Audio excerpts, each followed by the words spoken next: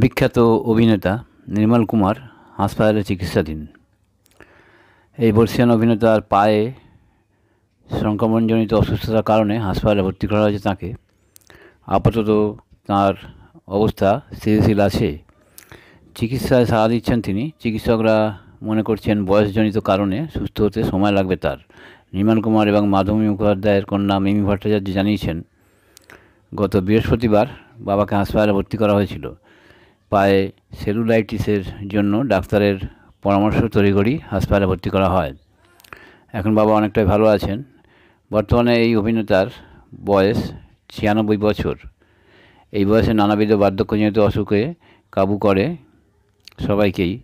আপাতত চিকিৎসকদের পর্যবেক্ষণে তিনি কবে হাসপাতাল থেকে ছাড়া হবে তা এখনও জানানো যায়নি। প্রতিবেদন নিউজ 7 দিন বাংলা।